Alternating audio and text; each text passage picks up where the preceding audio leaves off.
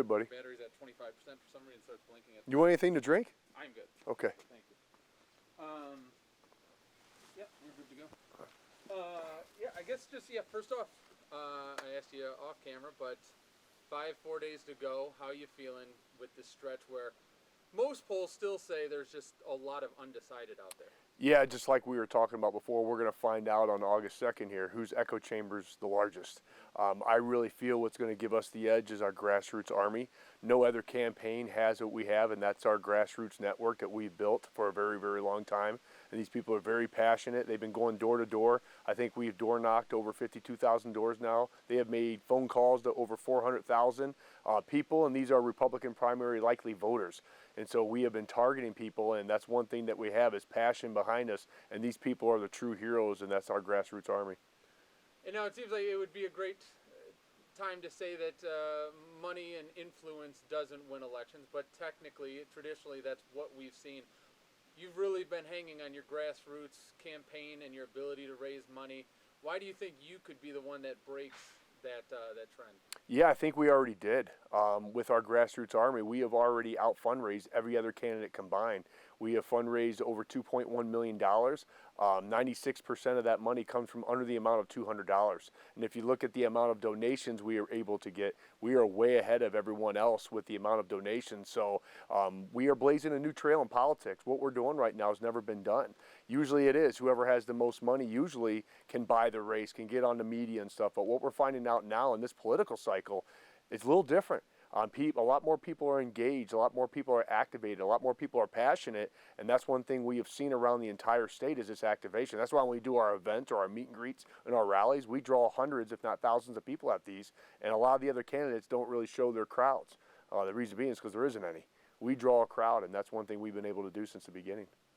And through Stand Up Michigan and some of the others, Stand Up Michigan and everything else, you've had rallies, you've had these speaking engagements, you've had these crowds. Has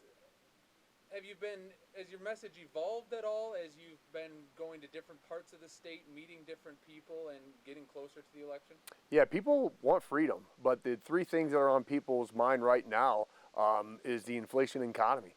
I mean, with rising inflation with our economy, we're in a recession and a depression's knocking on the door, and we're paying on average $300 to $600 more per month per individual. I come from very humble beginnings. That's a lot of money. And people are concerned about it. The second thing is schools. You know, schools are a very hot topic right now, especially with the CRT. Now, we've been told during a debate, a moderator said, well, the Michigan Department of Education says they don't teach CRT. Well, they call it 75 different other things. And that's getting force-fed down these kids' throats, along with their sexual and gender theory garbage that's being taught to these kids. You know, let's get back to the basics in our school system. Math, science, reading. You can teach my kid how to critically think, but you have no right to teach them what to think, and teach them the right history. Let's talk about the scars in our past. Let's talk about the Native Americans and the Jim Crow laws and the Civil Rights Movement and Martin Luther King Jr. and John Lewis and those folks. We need to share those stories so we don't repeat the same mistakes of the past. We do not need to tell these kids to feel guilty about America's past. They weren't responsible for it. And that's one thing we're doing right now is we already put our children through a mental health crisis. Now we're continuing to throw gasoline on the fire to confuse them even more. So something has to stop. And so schools is a big thing. The third is immigration. People are really concerned about that southern border, and what I say, it's an invasion. And as Michigan's next governor, I will make sure that none of these illegals are being bussed in or flown in, because we're going to ship them right back out to Washington, D.C. to President Biden's doorstep. And now I've one of the criticisms I've heard from that one ad that you put out about the southern border, that southern border is over 1,000 miles away, and we have a northern border right here. Is there any concern of anything protecting that more than the southern border? No, I think the southern border is the biggest concern right now, because the tens of thousands of people are coming over. And as I'm well aware of, there is no border state anymore, because they're trucking these illegals everywhere throughout the United States. I mean, that needs to stop. We need to build the wall down there, and you know what? You have entrances along that wall for people to come over here legally. That's one thing that we have in the state of Michigan that Texas and Arizona and the other border states do not, is a body of water protecting our borders. So there's bridges to Canada right now. So that border is not really my concern. If it does happen that people start coming over in canoes, because you know what? Be honest with you, look what's happening in Canada right now. Who would have thought that country would have turned communism overnight with what's going on with their prime minister? So bottom line, if people start canoeing over from Canada that wants a little taste of freedom in America, then we'll have to deal with it at that time. But the southern border is the main concern right now. And to go back to the Stand Up Michigan days and everything, kind of, you've been asked this, but what kind of spurred that on where you wanted to get into this position? You're in a race full of outsiders. No one has a political background.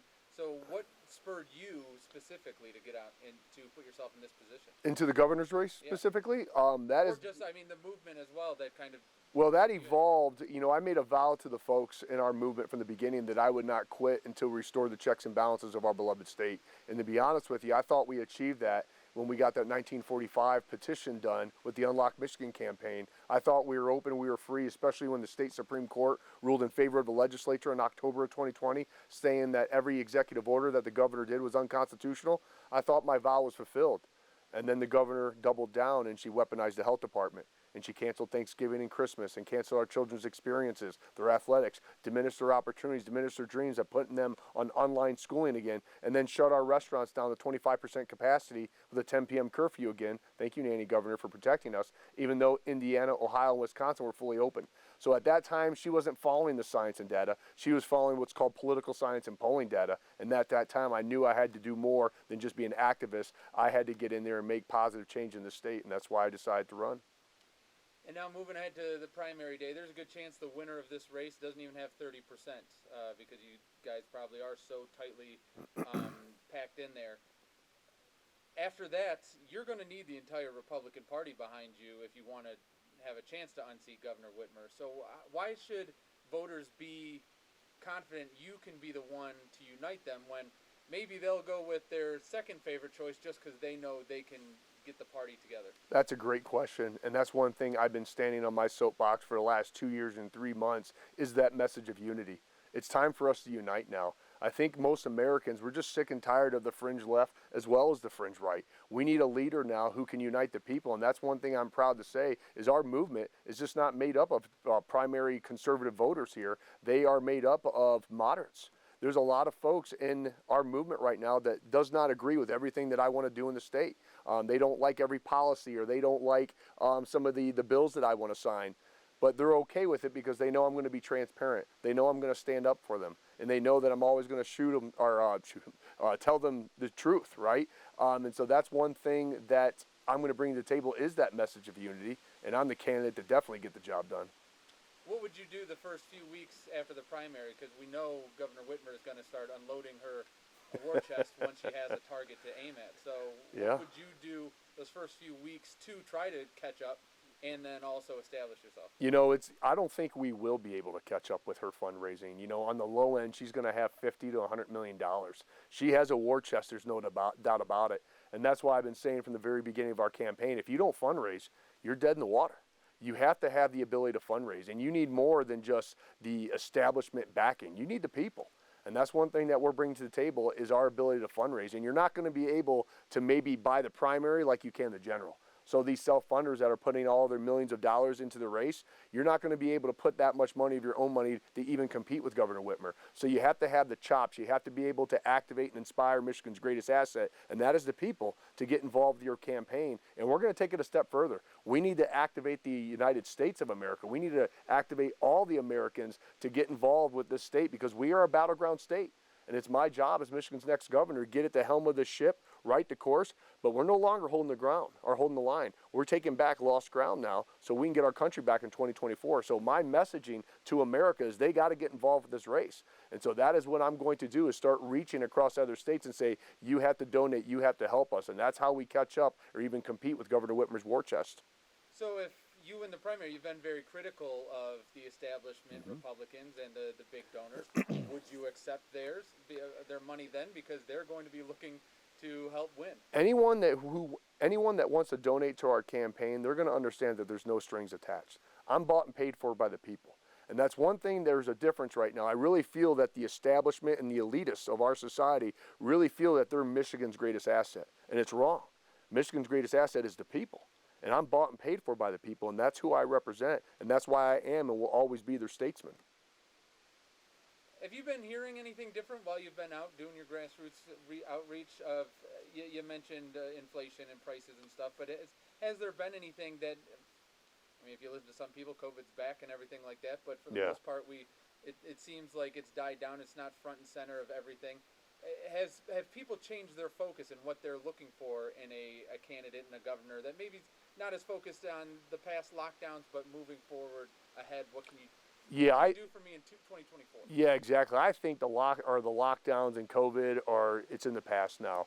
That's not on everyone's radar. If they try to bring it back, obviously it'd be at the forefront, but that's pretty much the last on everybody's mind. It's the economy, it's inflation, it's the schools, it's immigration, it's our energy, making sure that we're having long-term energy-dense solutions. It's crime.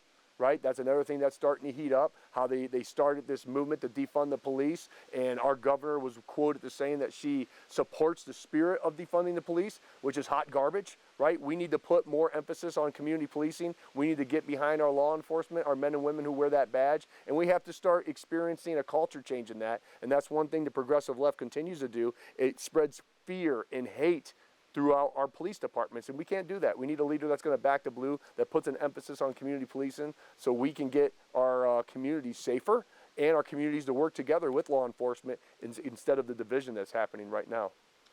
And then, like I said, it's all an outsider race right now.